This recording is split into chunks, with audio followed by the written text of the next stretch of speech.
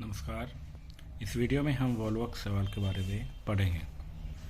वर्गीकरण देखते हैं। सबसे पहले इसका वर्ग क्लोरोफाइसी, गण वोल्वोकेलिज, कुल वोल्वोकेसी। प्राप्ति स्थान या इसका आवास देखा जाए तो ये गतिशील सिनोबियम शैवालों का सर्वाधिक विकसित वंश है, अर्थात ये समूह में पाई जाती हैं। इसकी सभी जातियाँ लवणीय जलीय हैं। ये शौच जल में, तालाब या नदी में पाई जाती हैं। ये सूक्ष्म गोलाकार हरे पिंडों के रूप में पाई जाती है।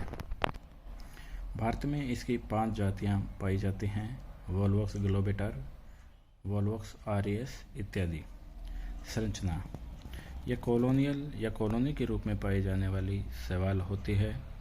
प्रत्येक सिनोबियम गोल तथा अंडाकार संरचना होती है। कोशिका संरचना यूकेरियोटिक होती है, अर्थात इसकी कोशिका सुविकसित होती है, यूकेरियोटिक टाइप की होती है, जिसमें सुविकसित केंद्रक और अन्य दोहरी झिल्लियावरणबद्ध कोशिकांग पाए जाते हैं। इसका अग्रभाग पेपेला में होता है। कोशिका द्रव्य में एक प्यालेनुमा भित्तीय क्लोरोप्लास्ट होता है, जिससे कोशिका का निचला चौड़ा भाग पूरी तरह से घिरा रहता है। क्लोरोप्लास्ट के निचले चौड़े भाग के मध्य में पायरेनोइड होता है।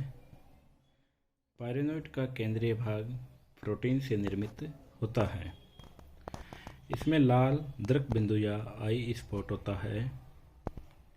वैज्ञानिकों के अनुसार दृक बिंदु का कार्य प्रकाश का बोध करवाना है। कोशिका के अग्रभाग में समान लंबाई की 2 प्रतोद कशाभिकाएं या वीपलेस फ्लैजेला होते हैं। वीपलेस फ्लैजेला वो होती हैं जिनके पार्श्व भागों में दोनों तरफ रोम या पार्श्व उपांग नहीं होते, इसलिए चिकनी कशाभिकाएं होती हैं। चित्र में वॉल्वॉक्स का एक सिनोबियम दिखाया गया है, जिसमें कई पुत्री कोशिकाएं रहती हैं। सिनोबियम का आवर्तित भाग देखा जाए अगर देखते हैं, इसमें हम देखते हैं कि कोशिकाओं के ऊपर की तरफ फ्लैजेला होते हैं। ब्लेफेरोप्लास्ट यानी आधारी कणिकाएं होती हैं, जिनसे फ्लैजेला विकसित होती हैं। कॉन्ट्रैक्टाइल वैक्यूल यानी संकुचनशील रिक्तिकधानी होती है। न्यूक्लियस यानी केंद्रक होता है और क्लोरोप्लास्ट प्यालेनुमा क्लोरोप्लास्ट होता है। दृक बिंदु यानी आई स्पॉट होता है और साइटोप्लाज्मिक स्ट्रैंड, जिससे 2 कोशिकाएं आपस में जुड़ी रहती हैं। वॉल्वॉक्स कॉलोनी की एकल कोशिका की संरचना यदि देखी जाए तो ऊपर की तरफ फ्लैजेला कोशिका सेल वॉल से घिरी होती है। आई स्पॉट, गोल्जी बॉडी, सुविकसित केंद्रक, chloroplast, starch granule, pyrenoid, mitochondria आदि सभी कोशिकांग इसमें उपस्थित होते हैं। सिनोबियम की प्रत्येक कोशिका जैविक रूप से स्वतंत्र होती है।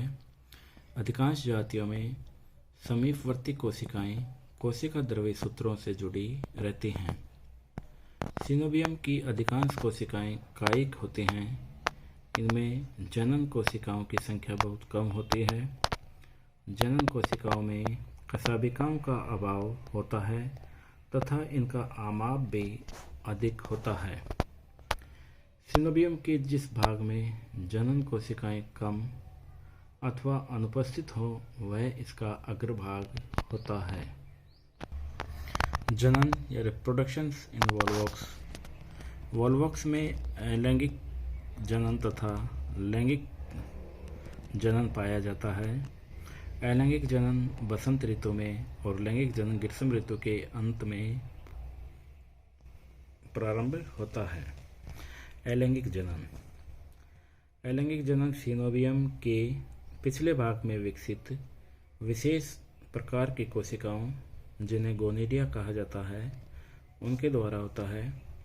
ये अन्य कोशिकाओं की बजाय बड़ी व सघन कोशिका द्रव्य वाली होती हैं। इनमें सुस्पष्ट केंद्रक, कशाभिकाओं का अभाव व दृक बिंदु या आई स्पॉट का अभाव होता है। प्रत्येक गोनिडियम के जीवद्रव्य के में अनेक अनुदैर्ध्य विभाजन होते हैं, जिसके फलस्वरूप संतति कॉलोनी का निर्माण होता है।